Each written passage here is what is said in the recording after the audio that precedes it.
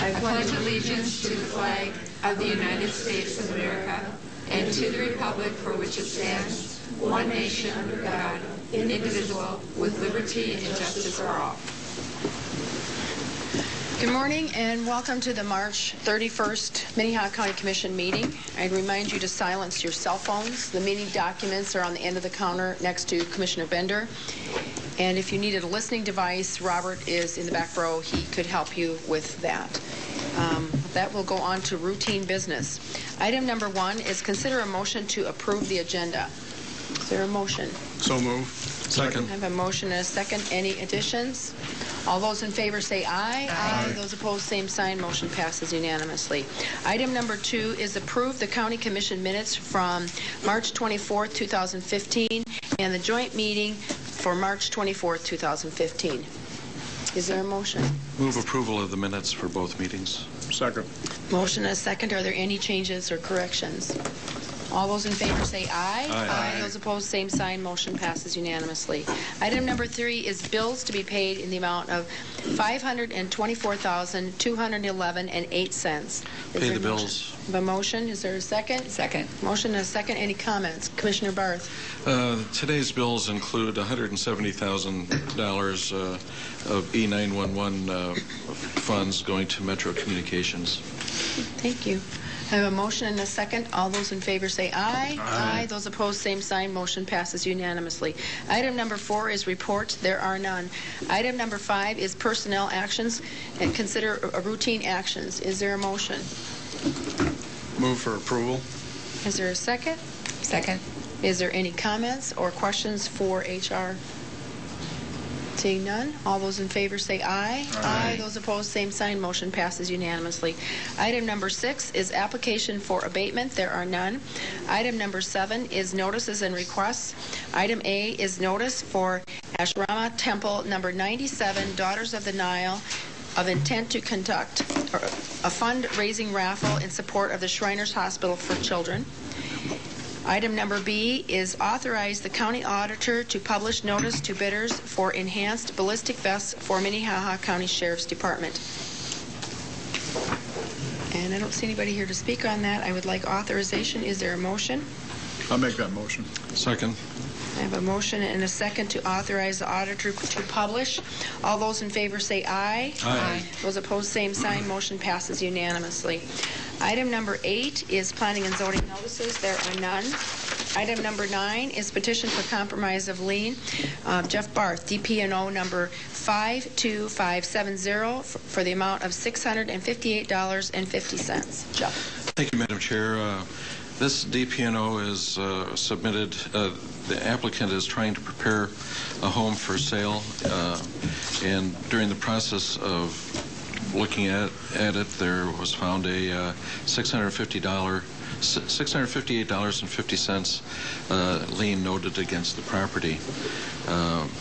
The lien is recorded in the name of the ex-husband of the applicant, and it was for public service, public defender services on behalf of the ex-husband.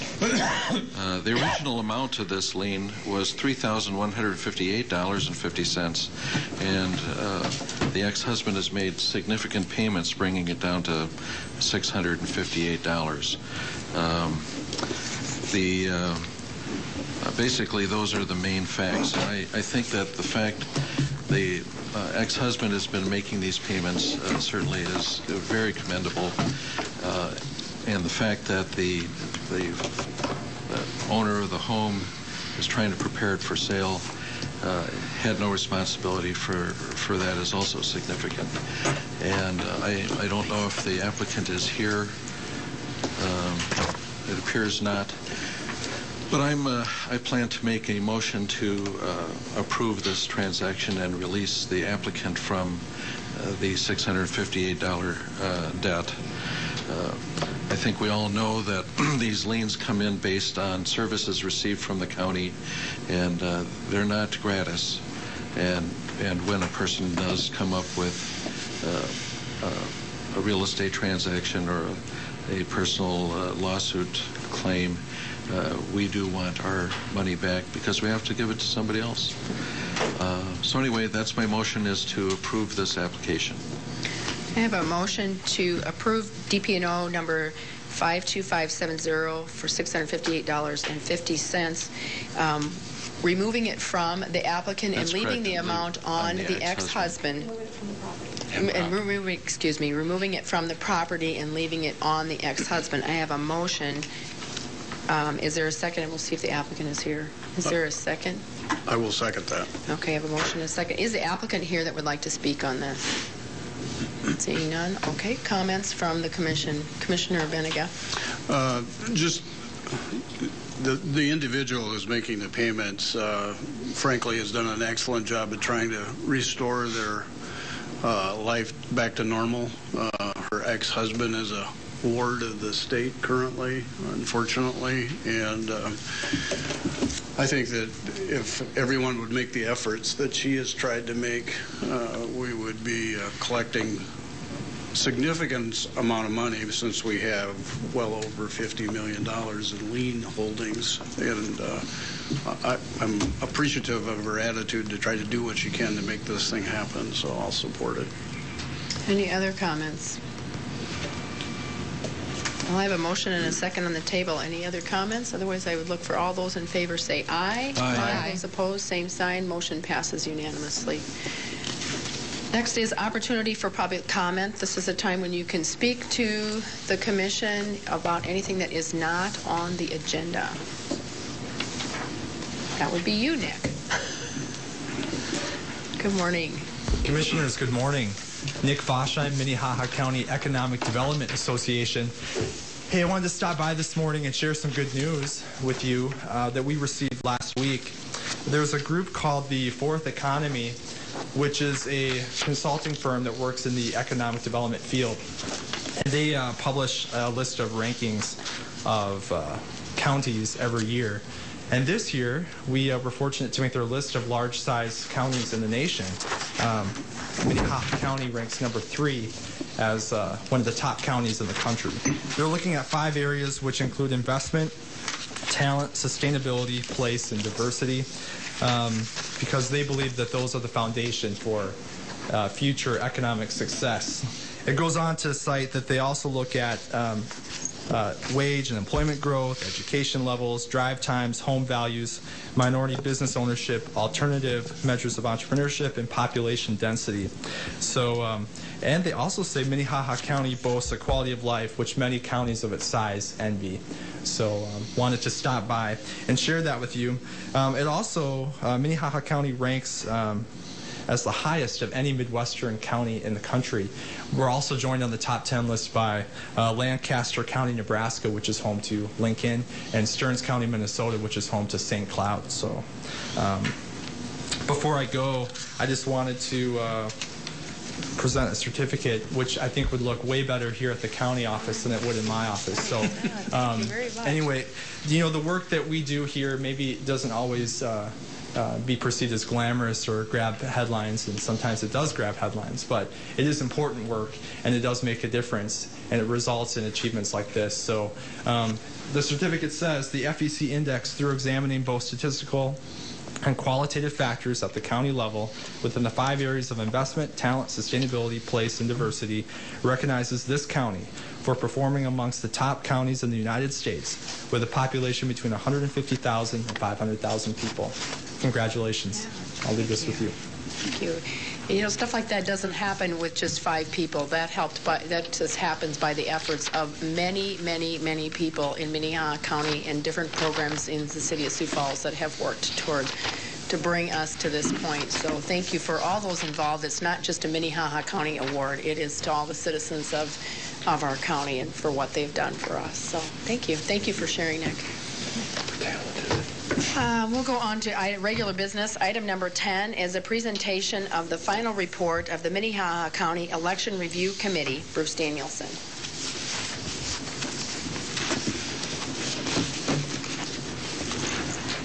Good morning, Bruce. Good morning. I'm Bruce Danielson. I was selected to be the chairman of the Minnehaha County Election Review Committee, and I've been asked today to come and present our report to you, and then, but I'd like to have a few words first before we get into any discussion. Democracies die behind closed doors. In the aftermath of the November 2014 election, this commission, our county auditor, plus the newly elected Secretary of State, selected 7 other fellow citizens to examine the processes used to issue, count, and then report election results. We, the members of the Minnehaha County Election Review Committee, are here to present our report for your examination and approval. After our December organizational meeting, we held 5 public hearings in this chamber to lay the groundwork for this report. These hearings, like your commission meetings, were recorded for public viewing. The public was also invited to participate at every step, and several voters did attend to present testimony. Each of our meetings centered on different parts of the process so we could discover what might have led to the problems experienced over the last several elections. And we submit this report covering these requested topics: timeliness of the vote total release, performance of the new ballot tabulating equipment, absentee ballot issuance, and election processes in general. I personally would like to thank members of the committee for their ability to make my work as chairman so much easier. And thank you all for appointing these individuals. There was Joel Ahrens, Deborah Ellefson, Lori Hogstead, Julie Pearson, the Pennington County Auditor, Sue Roust, our former County Auditor, and Kia Warren, the Deputy Secretary of State for Election Services. The committee's depth of process knowledge, law, and their personal interest in finding answers took us to many surprising discussion areas. We would also like to thank Robert Wilson, Assistant County Commission Administrative Officer, who served as our support staff. He was able to bring to our meetings the people, resources, and that were needed to compile this report. We were not asked to place blame on any person or persons, but to insist in helping to find solutions to the problems we identified. We found both system weaknesses and strengths during our meetings. The willingness to share information by everybody involved was evident throughout. It was interesting to see and experience the surprised looks combined with the note-taking as we moved through the agendas. I, for one, learned a great deal from these freewheeling discussions. Each of us will be interested in watching the implementation of our findings. We also learned through the process many things not included in your initial instructions. These may not be part of our final report, but we can be assured our county auditor and his staff will be sharing them and likely be keeping them in mind as they move forward. A goal of our proceedings was to open the election process for smoother elections. The many federal and state law changes, combined with the use of more technology made necessary by the Help America Vote Act, brought about a perfect storm of problems our systems were never designed to handle. Moments ago, I quoted Judge Damon Keith's statement, "Democracies die behind closed doors." I use this quote because our fellow citizens have become skeptical of the very process used to elect our leaders. We Americans cherish our right to vote and want our votes to count. When decisions surrounding this right and processes used are implemented out of public view, there builds skepticism leading to apathy. We hopefully have assisted in opening the system to the public so they can feel secure their votes are counted as intended. Thank you again for allowing us to help in this process. We're free to take any questions that you may have. Are there any questions for Mr. Danielson on the report?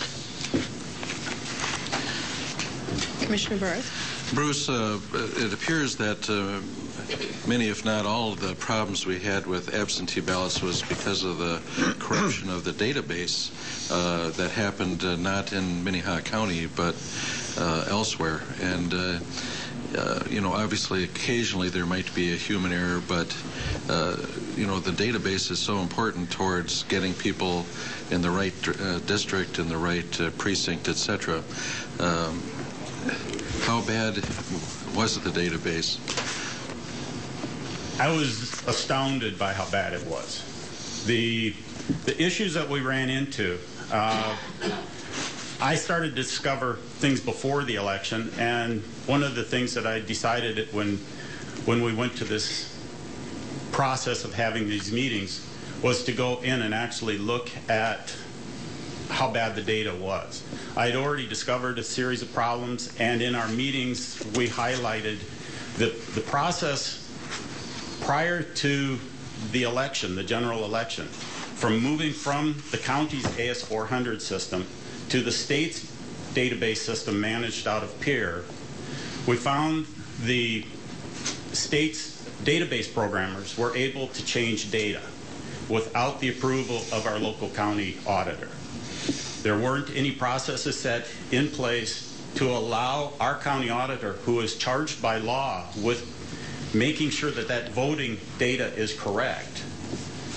We allowed outside contractors, both a system called the Melissa database system and the total vote system, to be able to go in and modify voting records. So we had the north-south issues, with east-west issues. We had people, because of this, got moved into something called a street master, which put them on South Kiwanis versus North Kiwanis and moved them from one district to another district. We had the situation in the city election where we found people were getting the wrong ballots due to the not being part of the central district when they were actually part of the central district. And it's by having these blocks in town moved from one district to another district, these people weren't given their right to vote for who they were supposed to be able to vote for. And so that caused a lot of publicity issues for our county auditor and for the auditor staff. And we were able to go back in and actually highlight this, and we had the state's database programmer up here at this very podium trying to explain how things were done and why things were done. And we hope that the process we went through continues the more open dialogue with the state's programmers to maintain. Their job is only to maintain the database, not to change the data. The responsibility for changing the data is right below us in the county auditor's office. And we want to make sure that that is a much stronger process. And so we've asked to have certain things done, such as a more easy process for checking changes and okaying changes. Some things we couldn't put into the report because we weren't charged with putting it in the report, but I know that the county auditors were very interested in our process and want this followed through. Any other questions, Commissioner Barth? So, Bruce, you know, I guess in some degree we're fortunate that most of the elections were not very close because obviously, you know, 20 votes is not going to change our U.S. Senate election or whatever. But how can we be, what is going to happen that we can be sure that outside contractors, not even state employees, won't be fiddling with our voter list? I've actually personally made some suggestions to our county auditor that there needs to be some kind of a consistent backup process and verification process, something that needs to be designed to make sure that if a county auditor in Sioux Falls or in Gan Valley makes a change in the database, that it's the change they wanted, and they can verify that it always stays that way until that county auditor makes that change. Because as it was stressed by the two county auditors, the former county auditor Sue Roust and Julie Pearson from Pennington County, they really stressed that that is their job, is to make sure that that data is correct as they know it to be correct, and nobody's allowed to change it until they change it. And so it doesn't, we can't use some kind of a postal service sorting to verify somebody's address, because that's not the law. The law says, as I understand it, When somebody signs their voter registration card and says, this is my address, that's the address that's supposed to stay on there until they work it out with the county auditor that they have moved. And it doesn't matter if the computer program run by some company somewhere wants to change it. They cannot change it, and that needs to be solidified, if not through a verification process run out of our individual county offices. It needs to be solidified in the state election rules that we do not change that. We have to make sure technology does not override the law. Commissioner Kelly. Bruce, I guess I still don't understand who has the authority to make these changes. The Secretary of State, is she the ultimate authority on voting registration? Does this commission have to do something? Does the legislature have to do something? I think it's going to have to probably, my feelings at this point are recommendations need to be made to the State Board of Elections, and Sue Rouse and a few of the individuals who are more expert on that side of things probably would be better to answer the question, but it needs to be worked with Secretary of State Krebs. It needs to be, and with this commission, you people put us here to make these suggestions. We'll work with whatever is the right, correct process to do it. We're still learning. I'm learning. I'm new to this side of how these things work. So, are you aware if Secretary Krebs is, or Auditor Krebs is doing anything in this at this point, or is there an action that we need to take on the commission level?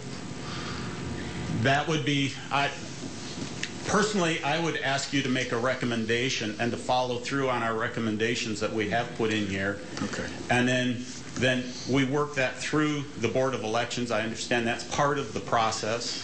And with the county auditors, we had 21 county auditors who also submitted statements to our committee saying that they were also having problems. And they were trying to figure out where the problems were coming from.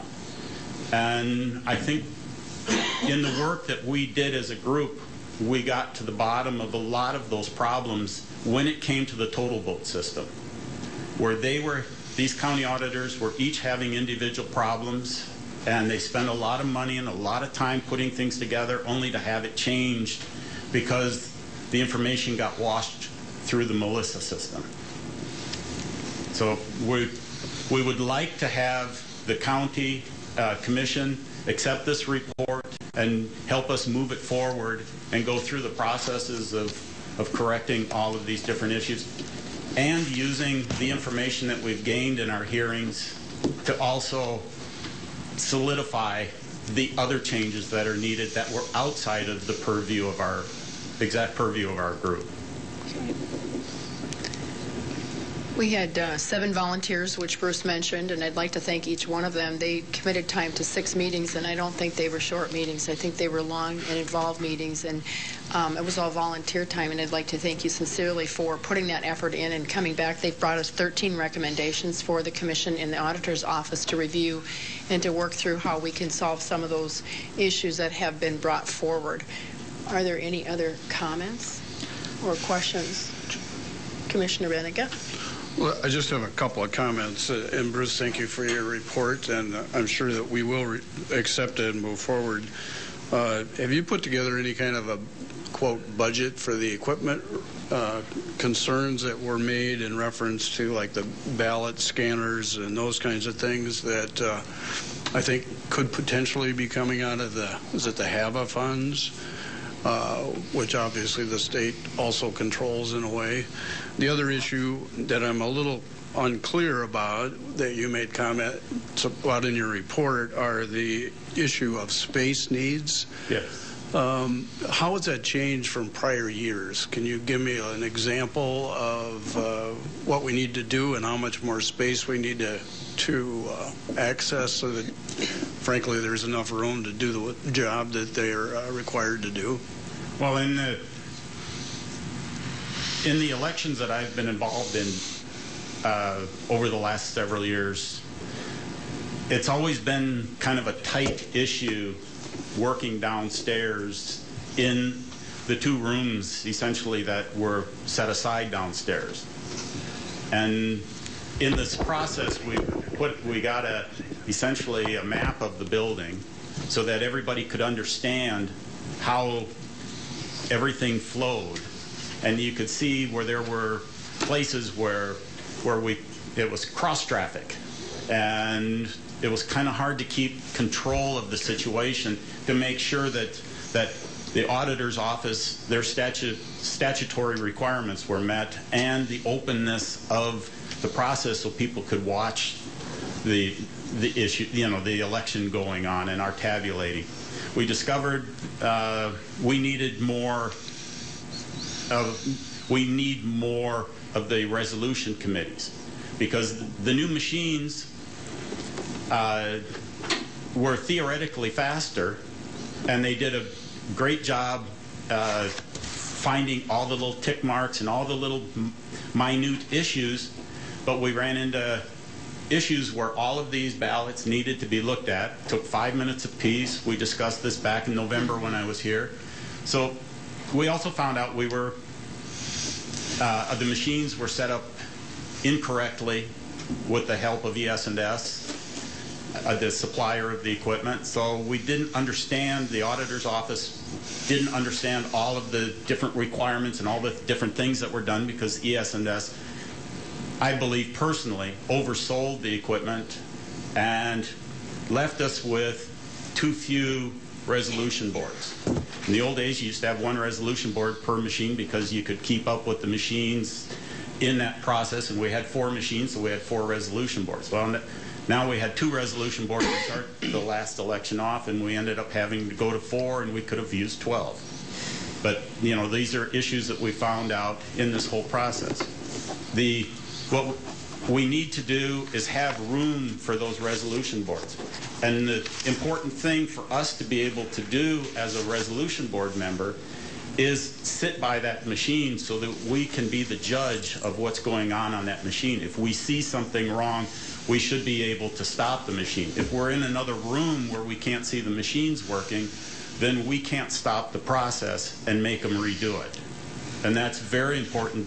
So we've made some suggestions in this process, and Julie Pearson actually hit on an idea of being able to actually use the hallway in front of those rooms that we normally work in, and we look at how to change the flow of the election using those rooms, and then repurposing that bigger room that we use. And I'm not sure what each one of these rooms is called anymore, but the tabulators need to be moved into the larger room, we feel, so that we have a better control of the process, and then feed from the hallway into the small room into the larger room, so that we can keep track of everything. Everybody's there watching the process, and we're then actually in a more open situation, so everybody has a chance to see what's going on. That, I hope, answered part of your question. That, in a sense, isn't going to be adding a significant cost, if anything, to the election night.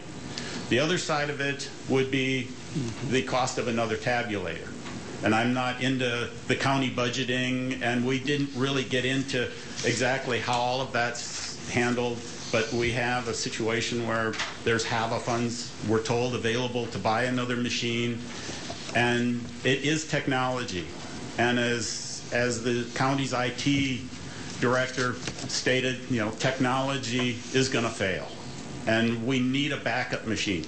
What we discovered on election night, and we still haven't gotten our answers on this question, is why did that machine fail for 45 minutes on election night? We wanted to know that. We still haven't found out why. But an interesting side to this whole process that we went through, we actually went down and ran test ballots in our first full public meeting. We ran the test ballots, and then we ran ballots that had been rejected in the election. And we were able to come back in and have the process work perfectly with the test ballots. As soon as we put in and loaded the machine with the ballots that had a problem, the machine crashed. And it crashed twice. And so we weren't able to actually find out what was going on with that machine, and the ES&S representatives were struggling to get it started, and we had to go to the backup machine and get it to finish our process. And that was a very important lesson to the whole process, because if ES&S is standing here and they're the experts and they can't make the machines run for us, they can't get it back up and running in a timely fashion, it gave us an indication that there was something going on, that we need to have some better process for making sure we have enough tabulators to get the job done. If we're gonna go 100% towards mechanization of the counting process, then we better have enough equipment here so that we can do the job not quickly, because I'm not a big fan of getting it done fast. I'm here to say, and our group was here to say, we want it done properly. And so if a machine crashes and we're stuck with one machine to finish out the process on election night, it might be election week before the whole process is done. Because at 9:15 in the morning, that Wednesday morning, I marked the last ballot as a member of the resolution committee because of those issues that we were running into with those machines. And if the people demand it to be done faster, then we're going to need more machines to make sure that they can get it done in time. Commissioner Bennigan. I have one more comment and then I'll be quiet.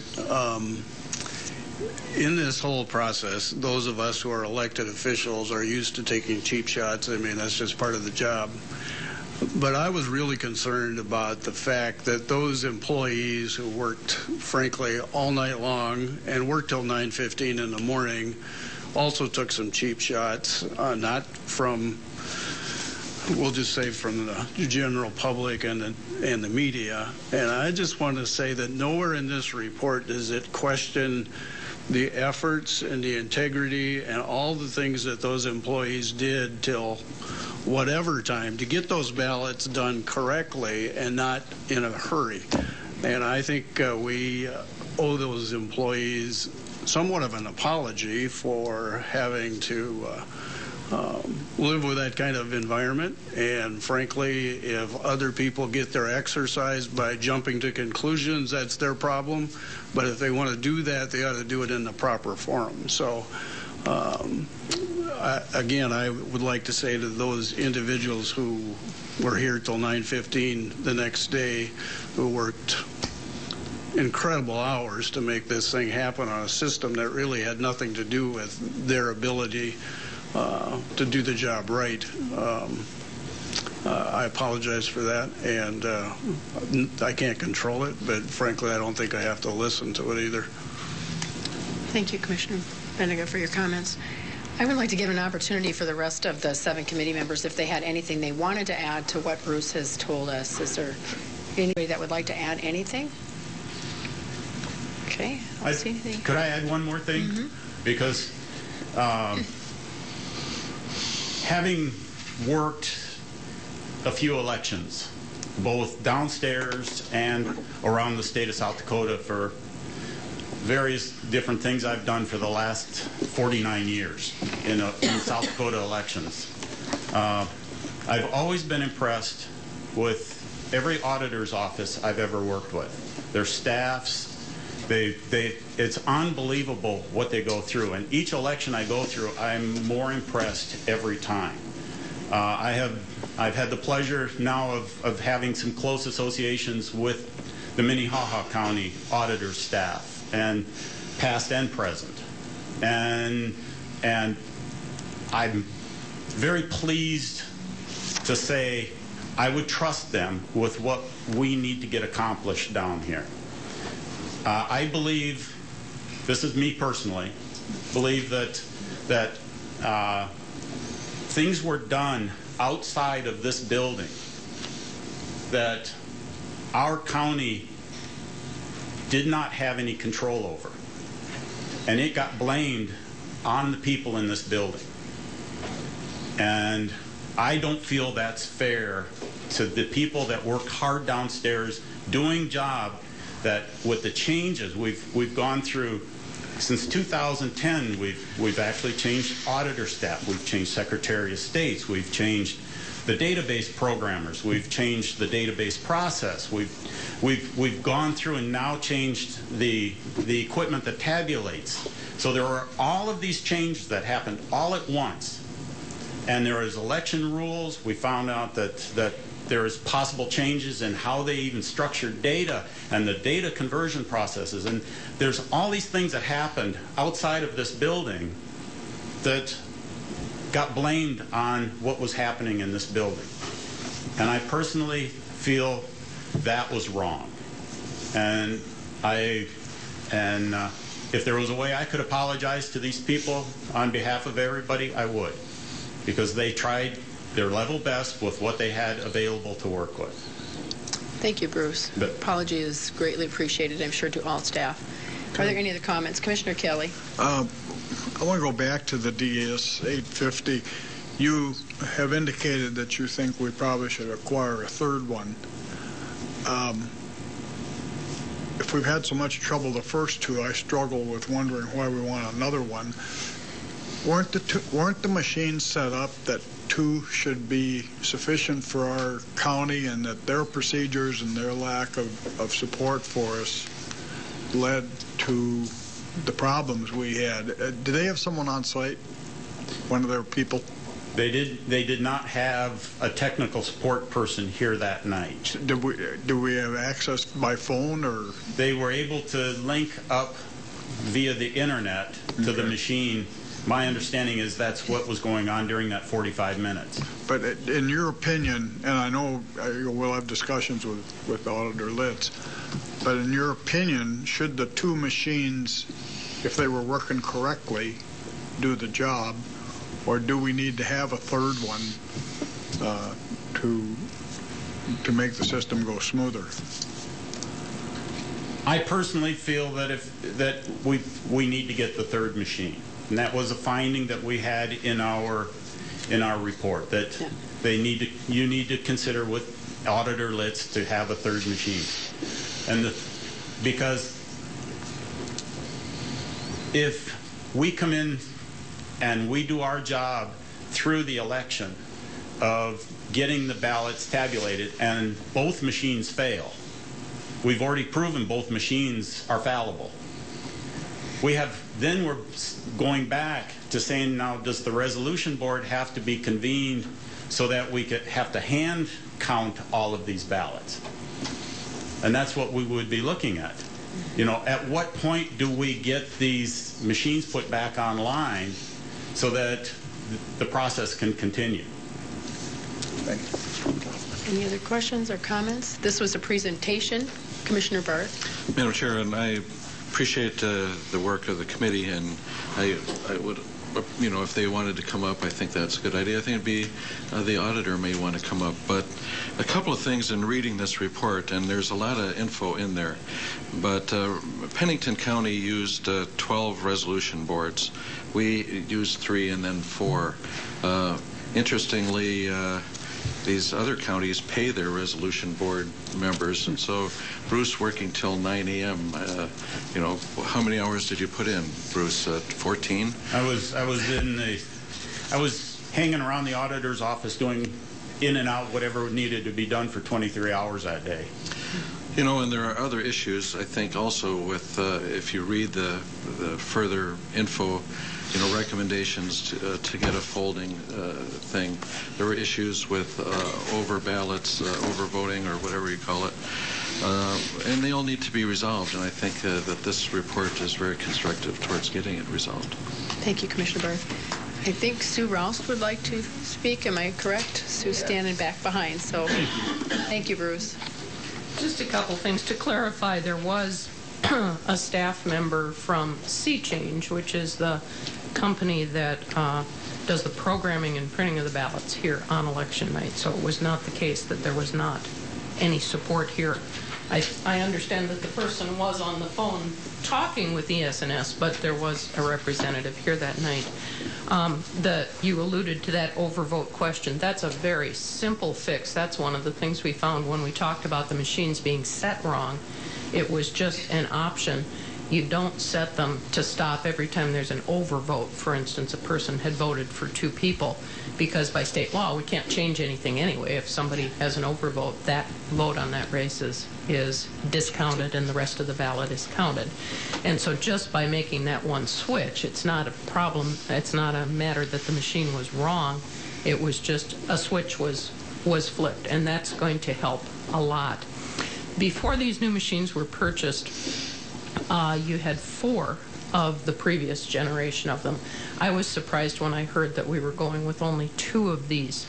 If there isn't, the inevitable problem occurs, and you're down to 1 machine, that just isn't enough. I strongly agree with the committee recommendation and with the auditor's conclusion that we should have a 3rd one, and it's my understanding that Minnehaha County has ample funds to pay for it. Another thing that would be useful for relates to another one of our recommendations, was that the auditor consider beginning to process the absentee ballots before polls close. By law, they can open the absentee ballots, they can run them through a scanner as long as no results are printed out. And we've always done it right up to the point of having them ready to run through the scanner.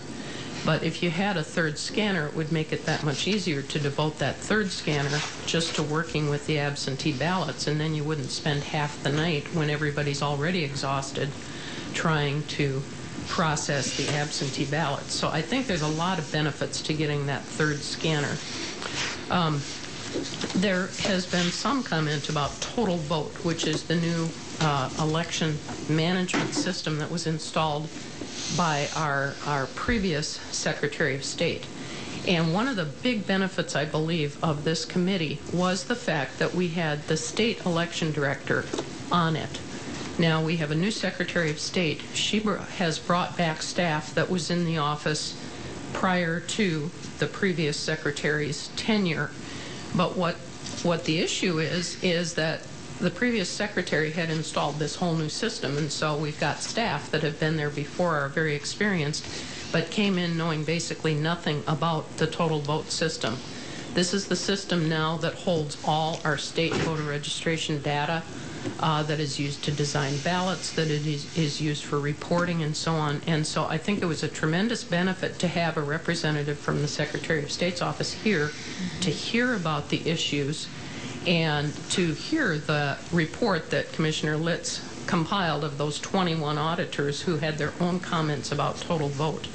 I know that the Secretary of State has had, I believe, at least 2 meetings. Have you had the second one with the auditors yet? And the Secretary of State, that one's coming up. They had 1 meeting right away, I think in January, and now they've got another one scheduled to focus on training and the total vote system.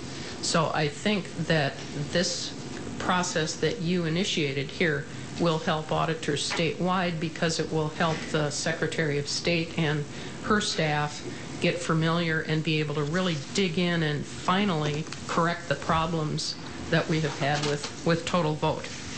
One other comment, Gerald, Commissioner Benninga, I think you asked about the... I'm Gerald, too. Sorry about that. Ask about the comment we had on space. We are very concerned about space. And obviously one of the things we were told was going to be happening is happening right now. We're losing this room out here that has been used for processing of absentee ballots on Election Day. I look at that and I wonder where absentee ballots are going to be processed the next general election. When I started as auditor, there was no extra space in this building. We had to process ballots across the street, upstairs in the extension building. And that involved taking absentee ballots out of a secure space in this building, taking them on carts across the street in who knows what weather, processing them there, bringing them back here to count, and that's what I see in your future. We felt that the Commission really needs to think about the space needs for elections and how you're going to handle elections. The idea of using that north hallway on first floor, I think is a great one, and I'm sorry that I never thought of it, because when Julie suggested it, I thought, oh my gosh, that makes so much sense. That doesn't deal with the problem of absentee ballots. In a general election, we've used all of this room and all of the room that was there and been so crowded people could barely breathe, much less move around. If we're going to improve our speed of counting absentees, even start to count them before the polls close, we've got to have adequate space to do that counting. I don't know where it's going to be, but I hope that long before November of 2016, you're talking with Auditor Litz about how you're going to handle absentees now that he's lost one more of the critical spaces that he had. So, thank you. Thank you, Sue. Any questions for Sue? Any other comments from the committee? Okay, thank you for your report. And like I said, we will be reviewing and working with the auditor to see where we can go from here. So thank you very much. We will move on to item number 11, which is consider a motion to appoint a candidate to the Minnehaha County Planning Commission for a 4-year term. This was deferred from March 24th, 2015. Scott Anderson. Yes. We have been through all interviews last week and deferred 1 week to have Commissioner Benega back here, and he reviewed the tapes from last week and got up to speed with where we are. So did you have any? No, I just was going to give a recap, and I think you just did that for me. Once again, Okay. Scott Anderson, County Planning. We had 4 candidates. You had a good discussion last week, and I'd be glad to answer any questions. I provided the background information on each candidate for you, which I think you have. So any questions, I'd be glad to answer. Are there any questions for Scott? I'm seeing none. I look for a motion. Madam Chair, obviously there were 4 original applicants, and we sort of devolved into 2 suggestions last week, and I think that either one of them would do a great job. I think, we had 2 of them attend our last Planning Commission meeting, those same 2. We have one of them here right now. The other one was here earlier today. I think having someone from the east part of our county to replace a board member from the east part of the county is important. And it's important to have people that have a foot in the rural area as opposed to living in our growing metropolis here. And I think either of them will do a fine job. My concern is that having an operator on the board may have the appearance, I don't think it would affect the vote, but it might have the appearance of slanting our Planning Commission, and that's why I support Julie Umstead as our candidate for that, and I would make a motion to appoint her, and I'll look for a second. That said, I think we will be fine either way. Is there a second to that motion? I'm going to second it just for discussion. I have a motion and a second to appoint Ms. Umdahl. Comments, Commissioner Kelly? I think the difficulty in this thing, and it's just a necessity of our job, is indicating the other 3 that they weren't qualified, and that isn't the case. That isn't the case. It kind of is a no vote. I mean, if there's a no, if somebody would support, for instance, Mr. Odie, does he vote no on Julie now that there's a motion on the table? I don't know what the answer to that is, but I'm not really comfortable with how we do it, and yet I don't believe there's any other way we can do this except through a motion. I don't know if anybody else got any comments on that. Any comments? We have a motion and a second on the table. Madam Commissioner Chair, Barth? we have appointed other people to other boards without this much fanfare, but I don't know that we've really interviewed them deeply enough, or in some cases we've appointed people to some of our panels and boards that really were just a stranger to us. We don't really know as much about them as we should. I think specifically about our public defender and public advocate advisory boards. I mean, those are such important jobs, yet we seem to just slide people into those without any fanfare. And this is difficult, but it was difficult to pick another commissioner for this job too. They pay us the big bucks to make the call. Any other comments? I will continue to support Mr. Odie. He's had experience on the Red Rock Corridor and on the Envision 2036. 2035. And so I will continue to support my original intent. Any other comments?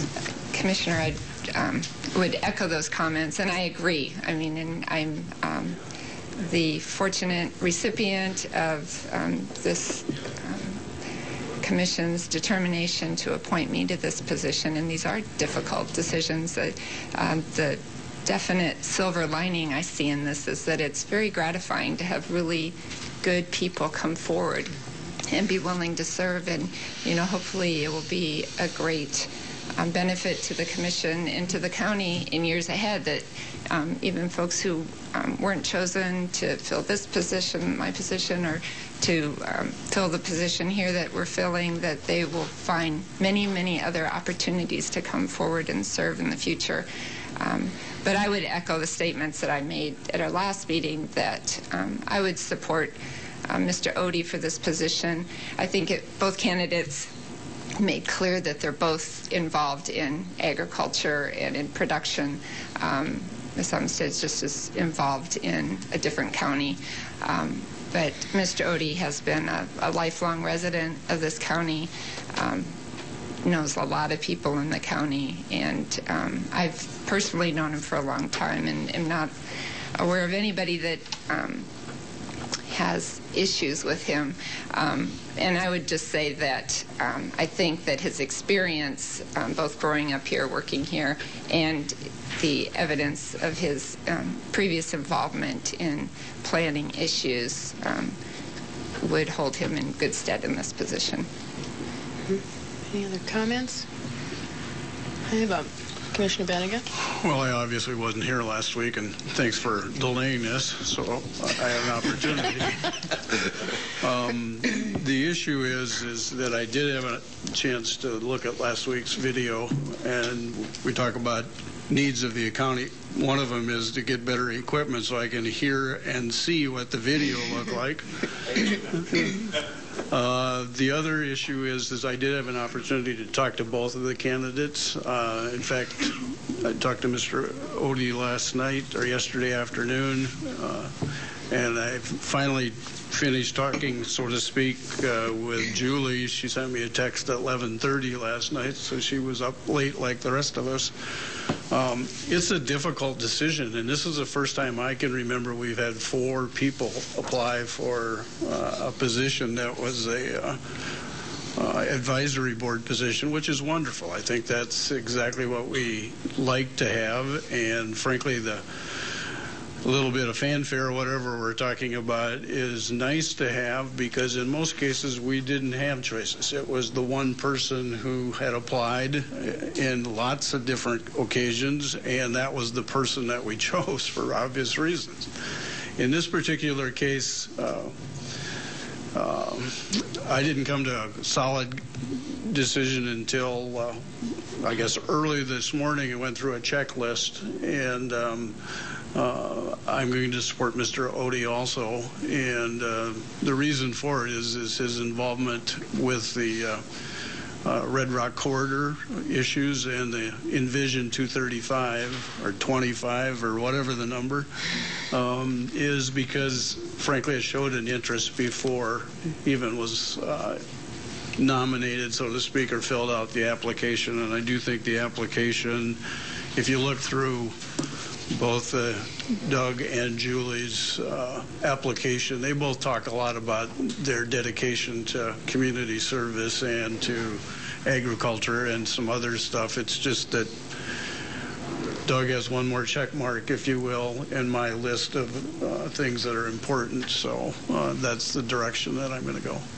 Commissioner Barth? With your permission, Madam Chair, I'd withdraw my motion to nominate Julie Umstead, and if Dick will withdraw his second, then I'll make a motion to nominate Mr. Odie. Okay, I have a motion, and do I have a second? I'll second that I have a motion. motion and a second to withdraw.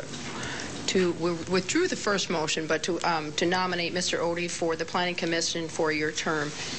Any other comments? All those in favor say aye. Aye. Those opposed, same sign. Motion passes unanimously. Thank you. Welcome aboard, Mr. Odie. Item number 12 is to authorize the chairman to sign the following agreements between Minnehaha County and the Volunteers of America. Ken McFarland. Good morning, Commissioners. I'm going to be dating myself a little bit here. About 20 years ago, Minnehaha County, in conjunction with 13 other counties in the southeast region of the state, formed a detention collaborative to fulfill each county's responsibilities as it related to implementing the Office of Juvenile Justice Delinquency and Prevention Act way back when. So Minnehaha County has really been on the forefront of looking at innovative ways to have juvenile detention reform for quite a few years. And that partnership was memorialized in a number of agreements, including a joint powers agreement between Minnehaha County and the other 13 counties, and some services agreement and a collaboration agreement with our non-secure detention partner, Volunteers of America. Back then they were known as Turning Point. And that. So we've all gone through a lot of changes since then. Back in April of 1995, I had already worked for the county for 17 years, and I was convinced that I would not be around when those 20-year agreements started to expire. And lo and behold, here we are. Our agreements with our partner counties, the joint powers agreement actually expires in June of 2015. And we're doing some work with those folks in order to make sure that we can continue our efforts until we come up to a conclusion on how we best meet our facility requirements for how we've changed the juvenile justice system for the future. But our agreements with VOA for both the lease of the county facility at 908 Northwest Avenue, and we have through the collaboration agreement, we've held title to the facility on West 51st Street for these 20 years. Those agreements all expire in April of 2015.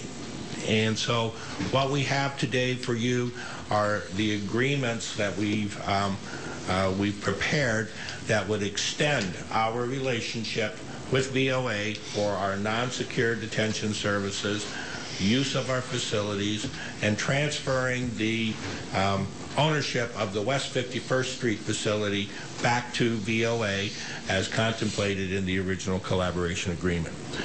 So what you have before you are those three documents that would do that. One is the acknowledgement and the compliance with the termination of the original collaboration agreement with VOA. We have a closing scheduled to transfer the West 51st Street facility back to VOA on April 13th. So that work has started to be done in order to fulfill the terms of that agreement. Some of you may ask, how did we get that building in the first place and why did we get it? This is under the terms of the original agreement. We got it because that was going to be our facility for our excess beds, so that none of our partner counties would ever be turned away whenever they wanted to come and get a bed with our detention collaborative. That was our guarantee to the partner counties. If you sign onto this, you won't be turned away, you'll have a bed. And so that's why we got the 51st Street facility in the first place. We assumed title on that building by paying off some outstanding debt service and some street assessments that VOA had on the property. They have fulfilled their responsibilities on that building. We have fulfilled ours, and that's why we will contemplate the closing on April 13th, and that's what this first agreement acknowledges. It wraps up that collaboration agreement. The other two agreements are specifically related to our use of the 32 non-secure beds at the 908 Northwest facility. And again, what these agreements would do is to extend our relationship with VOA in that facility for another 2 years, both the lease and both the services agreement to operate those beds and to operate programs that we've developed through the course of the partnership. What we're going to ask of you today is that you defer these action items for one more week. And the collaboration agreement, we ran into a little issue where we had with the West 51st Street facility of one thing that came up this morning that we will have to resolve related to a repair on the building, the roof repair. And it's our desire that we wrap all these agreements at the same time. And so what we're going to ask is that you defer all of these agreements for one more week until April 7th to give us an opportunity to take advantage and fix that roof issue out on the 51st Street facility before we proceed with signing agreements. I've been fortunate to work with Pat Connect. He's the attorney representing VOA in this process. I've had a long relationship with John Hart, and that as far as the management of those facilities. And I think we're all in agreement that this is the best course of action so that we can resolve these minor issues prior to the formal closing on the 13th. It's probably going to be our intent to sign the collaboration agreement. We'll do that probably at the closing scheduled for April 13th. So next week I'll be asking for your authorization to have the chairman do that at that closing on April 13th. With that, I don't know, Pat, if you have anything you'd like to say, and that, or John, but again, you know, it was our intent to wrap this up today, but a couple issues came up this morning, and we just want to get them resolved before the final closing. Thanks, Ken. As Ken indicated, I'm Pat Connect with the Boyce Law Firm, and I represent VOA. And I don't really have anything to present this morning, but if you have any questions for me or John Hart, I'm sure either of us would be happy to speak. Any questions? I don't think so. Thank you, Mr. Connect. Thank you. I would look for a motion to defer for 1 week. That's my motion, and I'm happy to make it. Is there a second? I'll second that.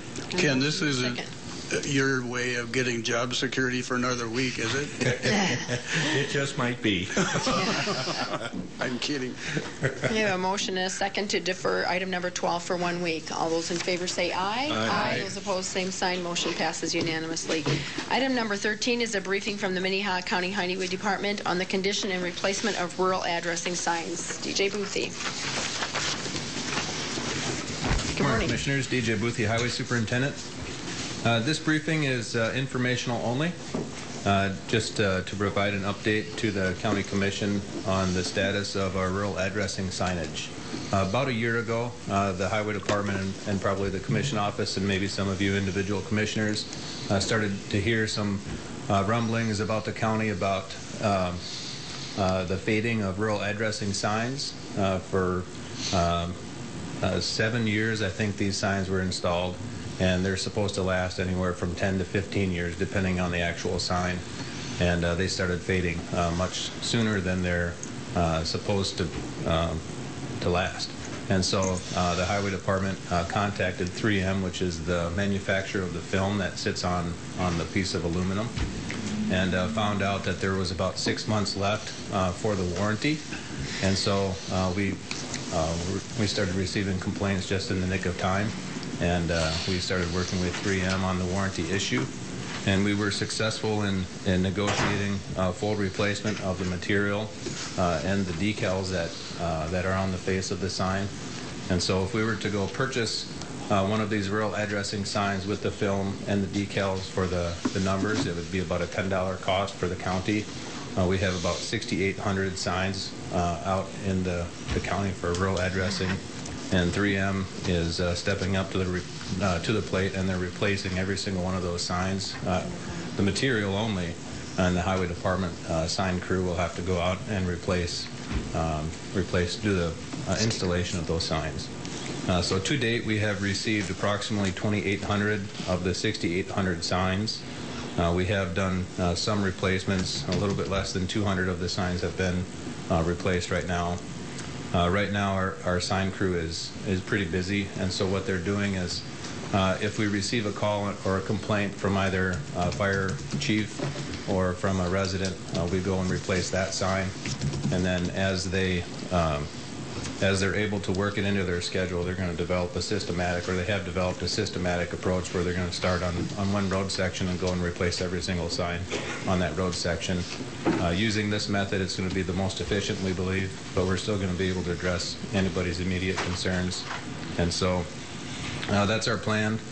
We think that it will likely take a year or possibly more to replace all 6,800 signs.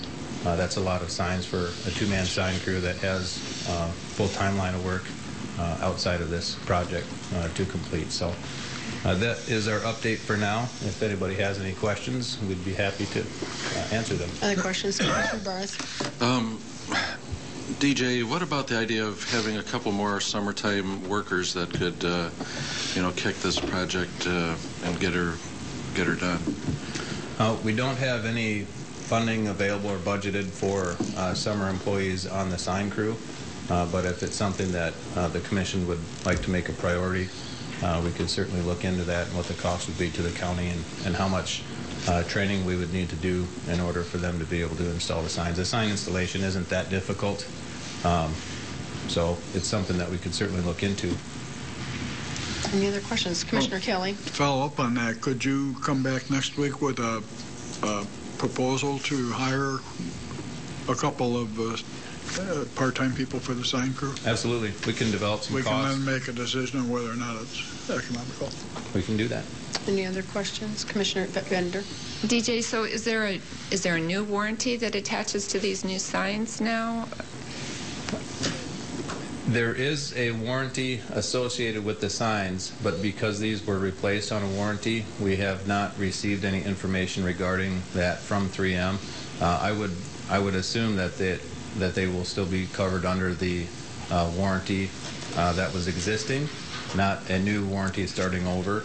And the existing warranty is a bit of a prorated warranty where when we initially noticed that these signs were going bad, we had 6 months left for a full warranty. Now that warranty period for I think 3 years goes down to, I believe, a 50% replacement, and so we probably would still qualify for that 50% replacement for 3 years, but not another 7 years or 7.5 years. Does that make sense? Yeah, it does. Was there any explanation from 3M about the fading? I mean, is there an issue that they've addressed where they don't think it will occur again? What I was told verbally, not in writing, was that this was a relatively new technology. They had estimated that the life of the sign would be so long, and that's how they based their warranty. And there was a very large group of signs that were a film, a very large portion of film that was made that did not meet the specifications that they had hoped, and so that not only these signs but a lot of other signs that they made had the same defect. Since then, the technology has improved dramatically, and they feel that they are meeting their specifications in their manufacturing process, and they won't have this problem again. Okay, thank you. Mm-hmm. Any other questions? Are these signs still blue? They are blue. Okay. Any other questions? All right. Thank you, DJ. We'll move on to item number 14, which is liaison reports. Are there any reports today? Commissioner Kelly. Just one from IT. The case management program that we have instituted in the Public Defender's Office is now ready to go live on April 6th in the Public Advocate's Office. So the next step after that, of course, is the State's Attorney's Office.